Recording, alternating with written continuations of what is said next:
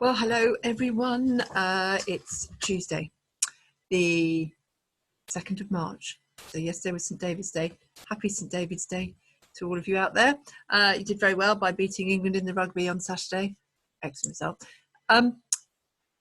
World Book Day on Thursday, the 4th of March. And then Monday, the 8th of March, you're coming back to school.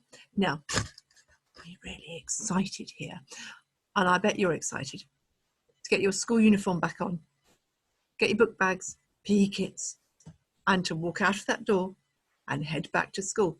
Now, it's very exciting. And for some people, it might be a little bit, tiny bit daunting because you haven't done it for a while. And I know the staff feel a bit like that as well. They're really excited, but it's kind of all going to be slightly different again on Monday. And that's really normal. So do not worry. The minute you're back in the door, you're going to think, oh, it's like we've never been away. The teachers will be there. Your friends will be there. The school day will be as it's always been. And just to reassure you, when you come back, we're going to be starting off with exciting things to get our curriculum going. We're not going to test you or sit you down and find out what you've learned and what you haven't learned, or what your new climbing skills are on the trees in the garden, or all those things. We're going to start with something very exciting, get you learning, and head from there, really. So there won't be any scary tests, I can promise you that. So looking forward to seeing you. I've been umming and ahhing, and I thought, well, book day, I've read you Oi, Duckbill Platypus, classic, you can't beat it. But it wouldn't be World Book Day, would it, really, without me really reading Winnie the Pooh. Indulge me. I've done quite a lot of these, I know, but the thing is, I don't think you necessarily see them so much these days. They were so popular when I was a child, which was obviously not very long ago. She fibbed. But I thought I'd read you this story because it's not one of the ones that you necessarily, it wasn't made into one of the cartoons, the Disney cartoons all those years ago. It's in the second set of books, and it's called In Which a Search is Organised and Piglet Nearly Meets a Heffalump Again. A heffalump being a sort of elephant kind of heffalump type creature. So I'm going to read the story. Hopefully I won't get interrupted. that I'm zooming on the door. It's just before lunchtime on Tuesday, so it takes about 20 minutes. So sit back, enjoy, listen to the story, enjoy it, and if you like it, you can always tell me, send an email, it's fine, something on Twitter, no problem. Okay, so In Which a Search is Organised and Piglet Nearly Meets the Heffalump Again. Pooh was sitting in his house one day, counting his pots of honey, when there came a knock at the door. 14, said Pooh. Come in. 14, or was it 15? Bother, that's muddled me. Hello, Pooh, said Rabbit. Hello, Rabbit. 14, wasn't it? What was? My pots of honey that I thought I was counting. 14, that's right. Are you sure? No, said Rabbit. Does it matter? I just like to know, said Pooh humbly. So as I can say to myself, I've got 14 pots of honey left. Or 15, as the case may be. It's sort of comforting. I'm a bit like that about Marmite. Well, let's call it 16, said Rabbit. What I came to say was, have you seen Small anywhere about? I don't think so, said Pooh. And then, after thinking a little more, he said, who is Small? One of my friends and relations, said Rabbit carelessly. This didn't help Pooh very much, because Rabbit had so many friends and relations of such different sorts and sizes that he didn't know whether he ought to be looking for Small at the top of an oak tree or in the petal of a buttercup. I haven't seen anybody today, said Pooh, not so as to say, hello, Small, too. Did you want him for anything? I don't want him, said Rabbit, but it's always useful to know where a friend and relation is, whether you want him or whether you don't. Oh, I see, said Pooh. Is he lost? Well, said Rabbit, nobody has seen him for a long time, so I suppose he is. Anyhow, he went on importantly, I promised Christopher Robin I would organise a search for him. So come on. Pooh said goodbye affectionately to his 14 pots of honey and hoped there were 15, and he and Rabbit went out into the forest. Now, said Rabbit, this is a search and I've organised it. Done what to it, said Pooh. Organised it, which means, well, it's what you do to a search when you don't all look in the same place at once. So I want you, Pooh, to search by the 6 pine trees first and then work your way towards Owl's house and look for me there. Do you see? No, said Pooh. What? Then I'll see you at Owl's house in about an hour's time. Is Piglet organised too? We all are, said Rabbit, and off he went. As soon as Rabbit was out of sight, Pooh remembered that he had forgotten to ask who Small was, and whether he was the sort of friend and relation who settled on one's nose, or the sort that got trodden on by mistake. And as it was too late now, he thought he would begin the hunt by looking for Piglet and asking him what they were looking for before he looked for it. And it's no good looking at the 6 pine trees for Piglet, said Pooh to himself, because he's been organised in a special place of his own. So I shall have to look for the special place first. I wonder where that is. And he wrote it down in his head like this. He wrote a list. I'm going to read it to you. Order of looking for things. 1, special place, to find Piglet. 2, Piglet, to find who Small is. 3, Small, to find Small. 4, Rabbit, to tell him I found Small. 5, Small again, to tell him I found Rabbit. Very sensible.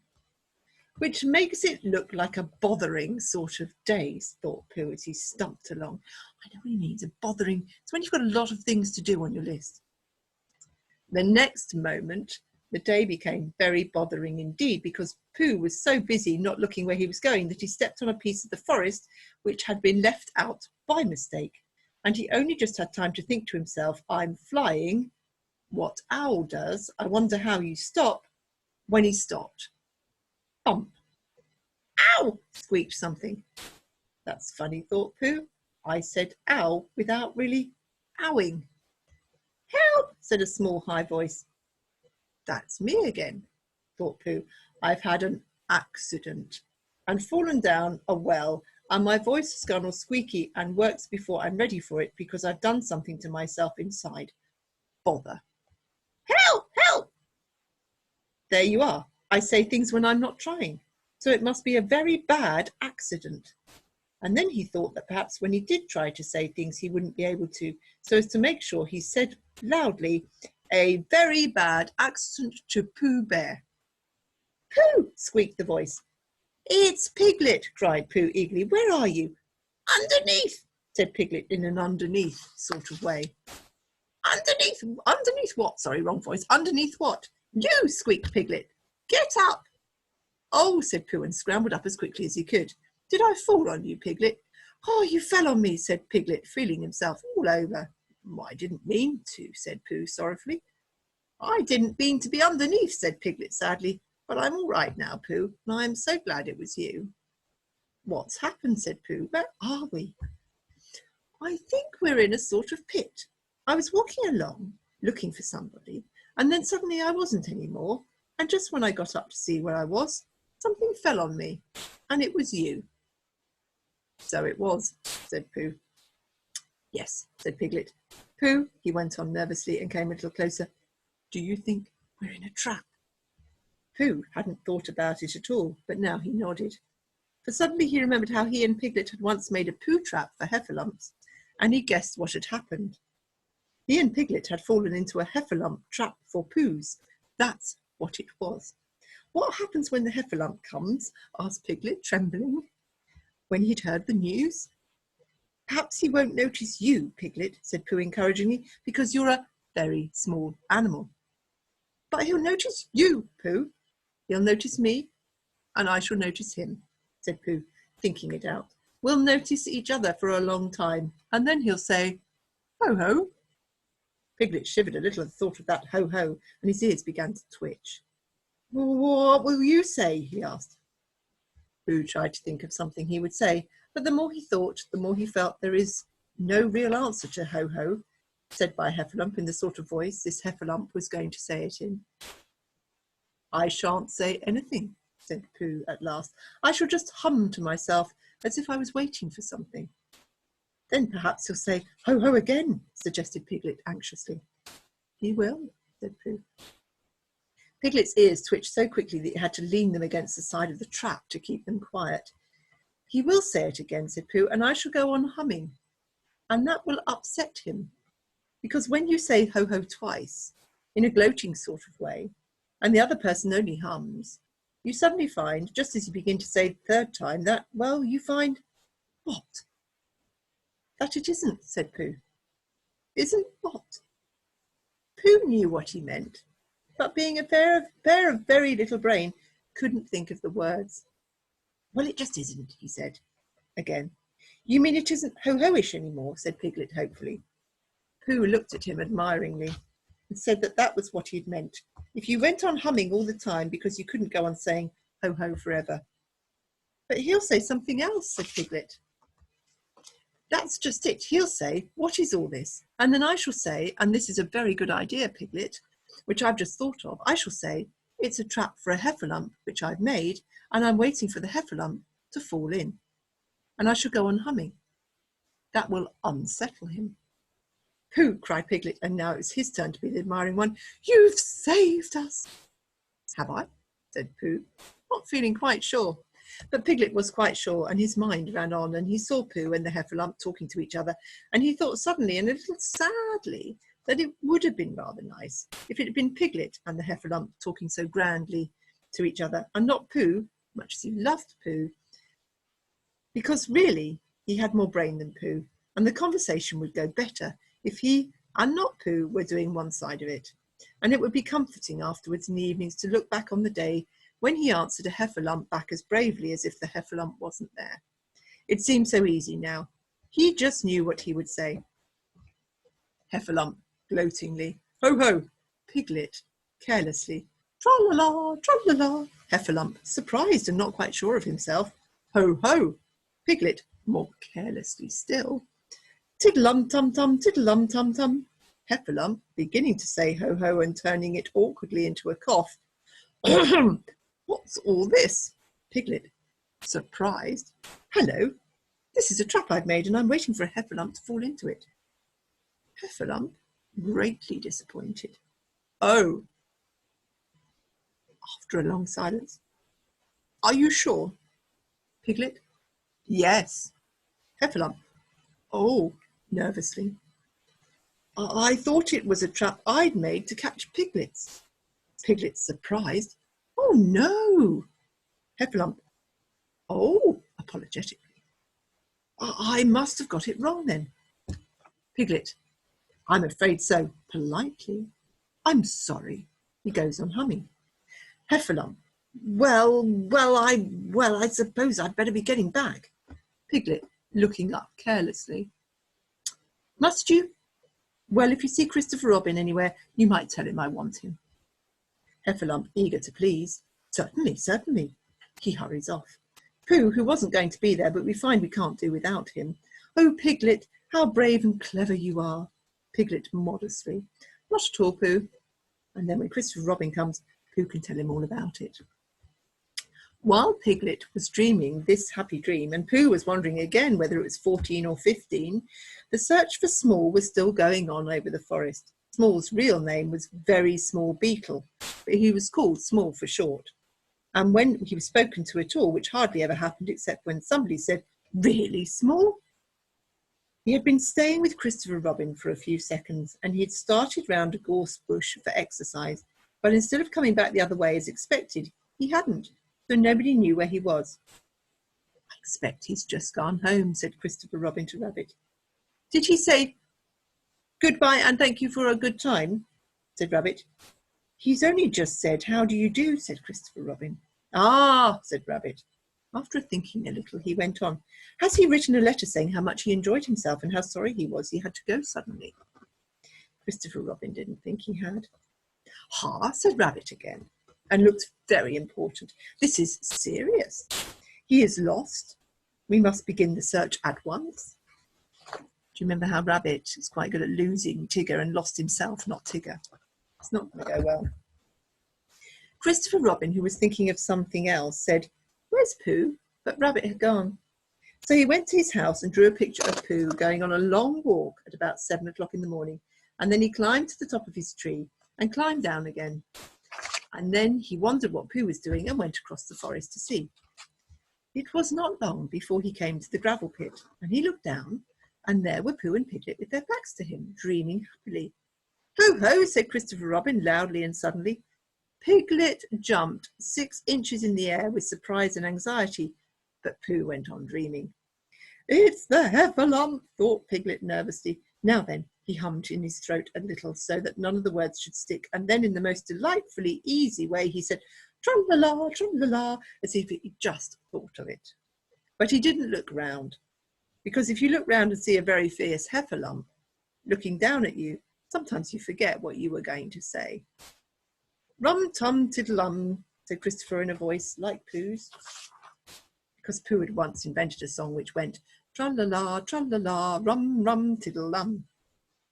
So whenever Christopher Robin sings it, he always sings it in a Pooh voice, which seems to suit it better. He said the wrong thing, thought Piglet anxiously. He ought to have said ho-ho again. Perhaps I'd better say it for him. And as fiercely as he could, Piglet said, "Ho-ho!" "How did you get there, Piglet?" said Christopher Robin in his ordinary voice. "This is terrible," thought Piglet. "First he talks in Pooh's voice, and then he talks in Christopher Robin's voice, and he's doing it to unsettle me." And now being completely unsettled, he said very quickly and squeakily, "This is a trap for Pooh's, and I'm waiting to fall in it. Ho-ho, what's all this?" And then I say ho-ho again. "What?" said Christopher Robin. "A trap for ho-ho," said Piglet huskily. "I've just made it, and I'm waiting for the ho-ho to come." How long Piglet would have gone on like this, I don't know. But at that moment, Pooh woke up suddenly and decided it was 16 points. So he got up, and as he turned his head just so as to soothe himself in that awkward place in the middle of the back where something was tickling him, he saw Christopher Robin. "Hello," he shouted joyfully. "Hello, Pooh." Piglet looked up and looked away again, and he felt so foolish and uncomfortable that he almost decided to run away to sea and be a sailor when he saw something. "Pooh," he cried, "there's something climbing up your back." "I thought there was," said Pooh. "It's small," cried Piglet. "Oh, that's who it is," said Pooh. "Christopher Robin, I've found Small."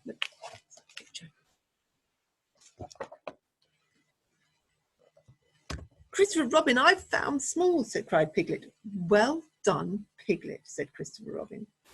And at these encouraging words, Piglet felt quite happy again and decided not to be a sailor after all. So when Christopher Robin had helped them out of the gravel pit, they all went off hand in hand. And 2 days later, Rabbit happened to meet Eeyore in the forest. "Hello, Eeyore," he said. "What are you looking for?"